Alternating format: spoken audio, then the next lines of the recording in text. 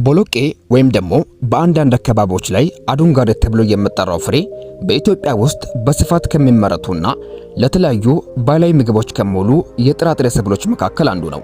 ብዙ ሰዎች ግን ይህ ፍሬ ስለመኖሩ በደንብ አያውቁትም። ነገር ግን ቦሎቄ በውስጡ የያዛቸው ንጥረ ነገሮች እጅግ አስደናቂ ናቸው።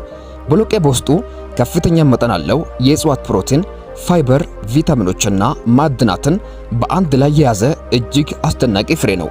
በዚህ ቪዲዮ ቦሎቄን ብንመገብ በጤናችን ላይ የሚፈጠሩ እጅግ አስደናቂ የሆኑ 6 የጤና ለውጦችን እንመለከታለን። ወደ ሐሳቡ ከመሄዳችን በፊት ይህ ቪዲዮ ለብዙ ሰዎች መድረስ እንዲችል ቪዲዮን ላይክ፣ ሼር እና ሰብስክራይብ እንድታደርጉ በትህትና እየጠየቅኩ ወደ መረጃዎቹ እንሄዳለን። አንደኛ፣ የደም ስኳር መጠንን በከፍተኛ ሁኔታ ያስተካክላል። ቦሎቄ ለስኳር በሽታ ተጋላጭ ለሆኑ ወይም በበሽታው ለተያዙ ሰዎች ፍጹም ተመራጭ ምግብ ነው። ይህም የሆነበት ምክንያት ቦሎቄ ዝቅተኛ ግላይሴሚክ ኢንዴክስ ያለው ምግብ በመሆኑ ነው። ይህ ማለት ከተመገብነው በኋላ በደማችን ውስጥ ያለው ስኳር በድንገት ከፍ እንዳይል ያደርጋል። ቦሎቄ በውስጡ የያዛቸው ውስብስብ ካርቦሃይድሬቶችና ከፍተኛ ፋይበር ስኳር ወደ ደማችን ውስጥ የሚገባበትን ፍጥነት ያስተካክለዋል። ይህ ሂደትም የአንገት እጢ ወይም ደግሞ ፓንክሪስ ከመጠን በላይ ኢንሱሊንን እንዳመነጭ ስለሚረዳው የሰውነታችንን የኢንሱሊን መቋቋም አቅምን ያሻሽላል። በመሆኑም ቦሎቄን ዘውትር መመገብ በደማችን ውስጥ ያለው የስኳር ሚዛን በቋምነት ለመቆጣጠርና ከስኳር መዛባት ጋር ተያይዞ የሚመጡ ድንገተኛ የድካም ስሜቶችን ለማስወገድ እጅግ ጠቃሚ የሆነ የተፈጥሮ ምግብ ነው። ሁለተኛ፣ ቦሎቄ የልብንና የደም ቧንቧዎችን ጤንነት ይጠብቃል። ልባችን በሰውነታችን ውስጥ ያለማቋረጥ ስራውን እንዲያከናውን የደም ቧንቧዎች ጤንነት እጅግ ወሳኝ ነው። ቦሎቄ በውስጡ የያዘው በፈሳሽ የሚማማ የፋይበር አይነት በደማችን ውስጥ የሚገኘውን መጥፎ ኮሌስትሮልን ወይም ኤልዲኤልን በመሳብ ከሰውነታችን እንዲወገድ ያደርጋል።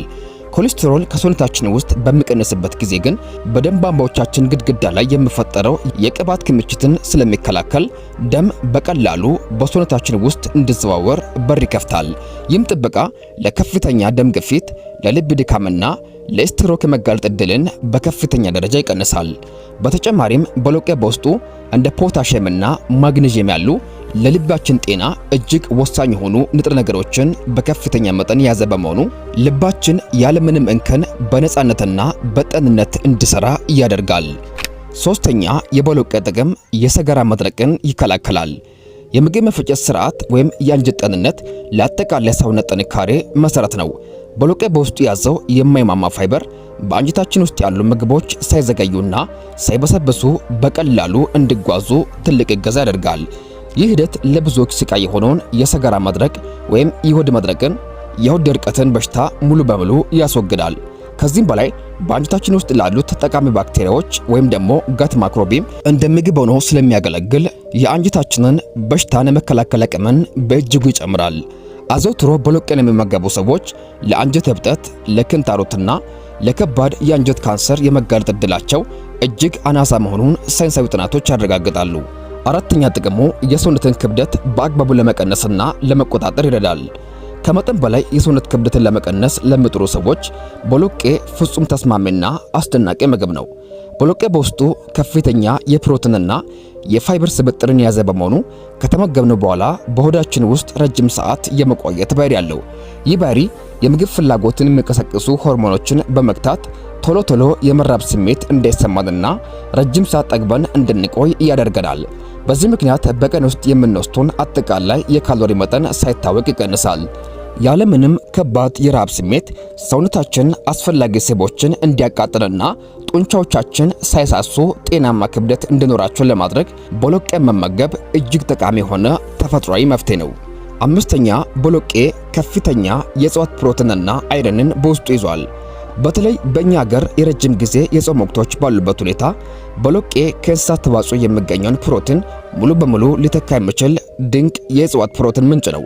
ፕሮቲን ደግሞ ለጡንቻ ግንባታና ለሴሎች ጥገና መሰረታዊ ነው። ከዚህ በላይ ቦሎቄ በውስጡ ከፍተኛ መጠን ያለው የአይረን ማዕድን ይዟል። የብረት ማዕድን ወይም አይረን በደማችን ውስጥ ኦክሲጅንን የሚያጓጉዘውን ሆሞግሎቢንን ለመስራት ስለሚያስፈልግ በብረት እጥረት ምክንያት የሚመጣውን የደም ማነስን በሽታ በእጅጉ ይከላከላል። በተለይም ለነፍሰ ጡር እናቶች፣ ለሚያጠቡ ደካማ ለሆኑ ሰዎችና በማደግ ላይ ላሉ ሕፃናት ቦሎቄ መመገብ የሰውነትን አጠቃላይ የኃይል መጠንና ንቁነትን ለመመለስ እጅግ አስፈላጊ ነው። ስድስተኛ የቆዳ ጤንነትን ለመጠበቅና ካንሰርን ለመከላከል ይረዳል። ቦሎቄ በተለይም ቀይና ጥቁር ቀለም ያላቸው የቦሎቄ አይነቶች በውስጣቸው ፖሊፊኖል የተባሉ እጅግ ኃይለኛ አንቲኦክሲዳንቶችን በከፍተኛ መጠን ይዟል። እነዚህ ቅመሞች በሰውነታችን ውስጥ በሽታን የሚቀሰቅሱ መርዞችን ይዋጋሉ። እነዚህ አንቲኦክሲዳንቶች በሰውነት ሕዋሳት ላይ የሚደርሰውን ውድመት ስለሚከላከሉ የተለያዩ የካንሰር ሕዋሳት እንዳይቀሰቀሱና እንዳይስፋፉ ትልቅ እገዛን ያደርጋል። ከዚህም ባለፈ ቦሎቄ የቆዳ ሕዋሳትን ከእርጅና ይጠብቃል።